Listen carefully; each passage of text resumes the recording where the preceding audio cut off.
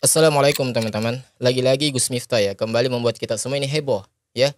Gus Miftah atau Pak Taim yang kemarin sudah ya ngogoblok-goblokin pedagang es teh ya. Yang kalau ceramah juga kalau kami duga, yaitu lebih banyak ya curhatnya dan menjelaskan tentang pencapaian dirinya ya daripada membagikan ilmu agama sesuai dengan dalil yang jelas. Ya ini kembali membuat masyarakat Indonesia ini heboh teman-teman ya, khususnya umat Islam. Ya, pasalnya teman-teman ya, beredar sebuah video yang dimana katanya ya Gus Miftah ini punya kunci Ka'bah. Ya. Jadi teman-teman ya, ada sebuah informasi yang diberikan kepada saya bahwa Gus Miftah ini pernah nunjukin tuh ya kiswa makam Nabi ya dan kunci Ka'bah ya ke Pak Ganjar dan Deddy Corbuzier. Ya lalu dicium sama mereka. Ya Allah. Ya jika berita ini benar, maka ini jelas adalah sebuah kedustaan ya teman-teman. Ya masa orang Indonesia dikasih kunci Ka'bah?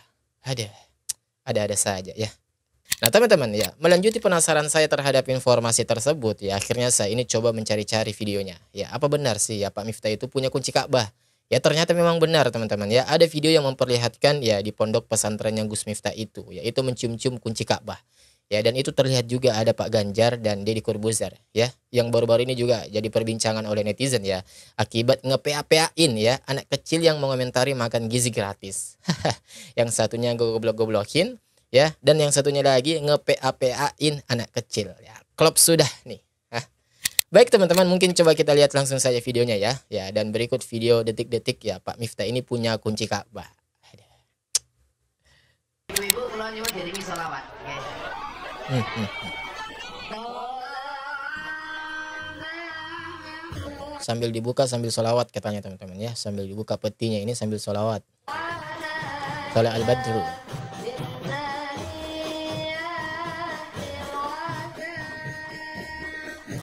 Oke, ini teman-temannya dicium ya. Ini dia teman-teman ya, yang katanya kunci Ka'bah ya, kayak besi gitu. Coba kita lihat lagi. Dicium teman-teman ya, dicium. Wah, ada karomahnya, ada barokahnya nih, dicium ya. Semoga saja nggak memiliki ya keyakinan seperti itu ya. Ini dia ya Pak Taim ya Gus Miftah. Oke. Ini dia teman-teman ya.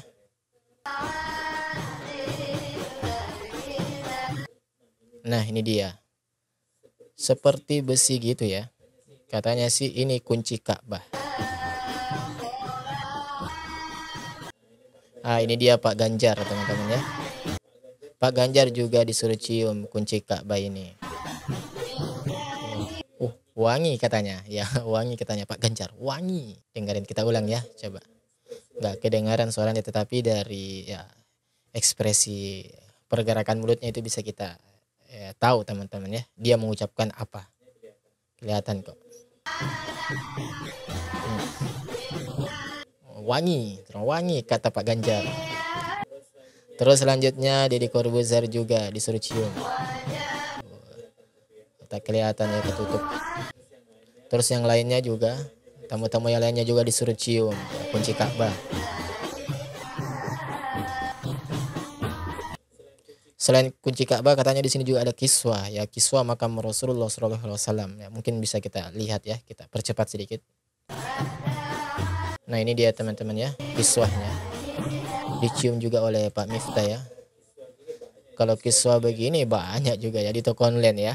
Ada begitu banyak. Coba silakan kalian searching teman-teman ya. Ketik kiswah makam Rasulullah atau kiswah Ka'bah, banyak tuh ya. Ini katanya sih di pondok pesantrennya Gus Miftah ya. Kali-kali kalau ngobrol kali Mas Dedi seputar beliau. Yuk, saniki nyuwun sewu masukin semuanya, monggo Pak Ganjar. Boleh gitu kan.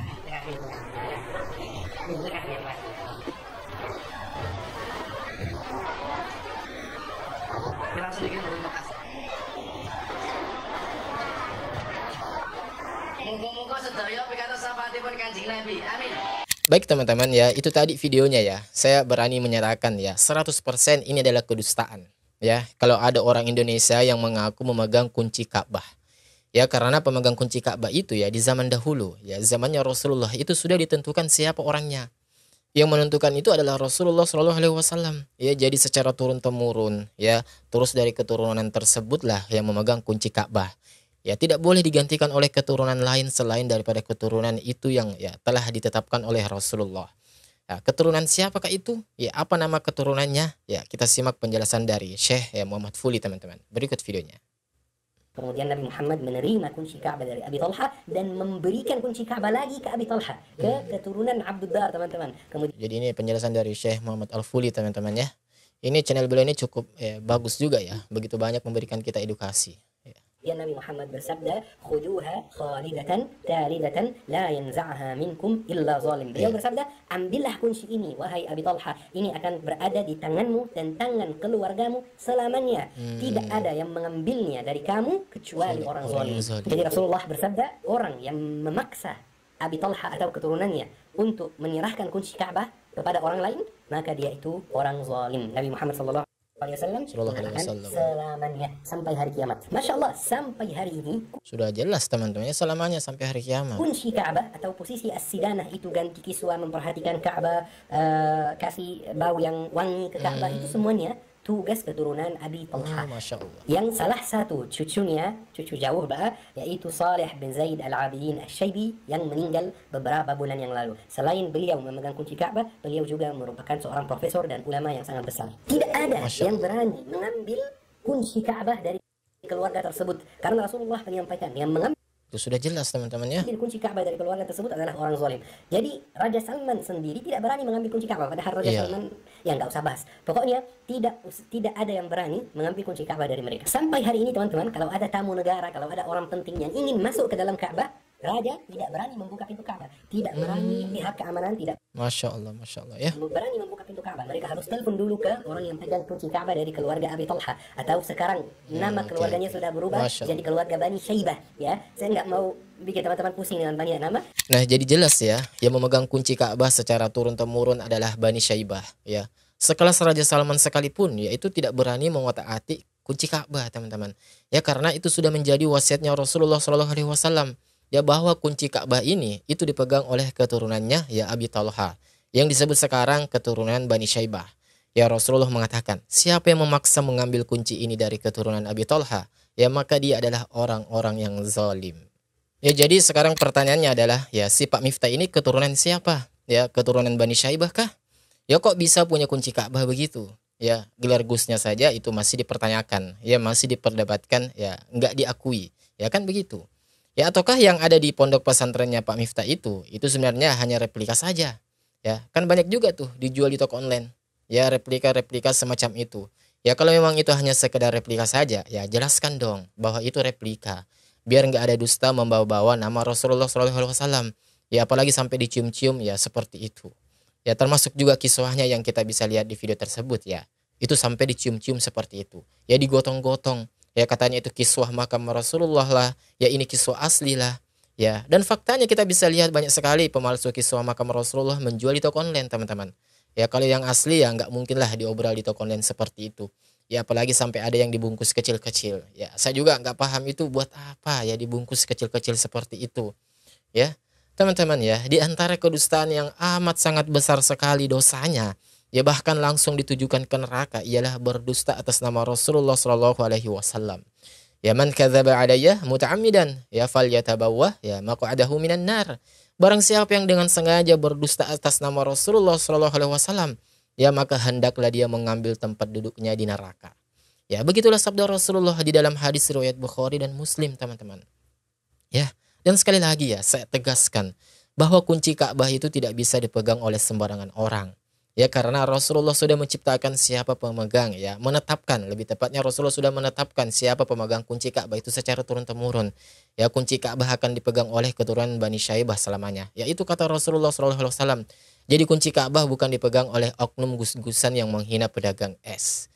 Ya, jadi semoga video ini membuat kita ini ya menambah edukasi kita semua, teman-teman. Dan juga membuat kita ini semakin tersadar bahwa mereka yang sering ya berkoar-koar ya Wahabi ya Wahabi begini ya hanya bisa menciptakan kegaduhan dan lain sebagainya. Ya, faktanya ternyata orang-orang yang sering melakukan kegaduhan itu ya oknum daripada mereka ini yang disebut sebagai aswaja, teman-teman. Ya, salah satunya ya bisa kita simak video berikut tadi. Ya, coba kalau kita melihat secara fakta di lapangan, adakah orang-orang mereka yang dituduh sebagai Wahabi itu ya pernah melakukan ya sholawat sambil jogetan, ya kemudian pamer memegang kunci Ka'bah, ya memegang rambut Rasulullah dicium-cium, ya mengaku bahwa dia memiliki kiswah makam Rasulullah. Adakah di antara ya para mereka yang dituduh sebagai Wahabi ini, ya? Kan bisa dari situ kita ini bisa berpikir teman-teman bahwa antara yang dituduh ya Wahabi dengan yang menuduh Wahabi itu ya mana yang baik, ya mana yang baik untuk kita ikuti dan mana yang memang pantas untuk kita ikuti dan percayai perkataannya. Ya jadi di video ini saya tidak ingin mengatakan dan saya tidak mengajak kepada kalian untuk ayolah masuk menjadi Salafi, ayolah untuk masuk menjadi Wahabi, tidak. Ya jadi di video ini hanya sekedar untuk memberikan edukasi kepada kita semua bahwa hendaknya kita itu selalu berdiri di atas kebenaran teman-teman.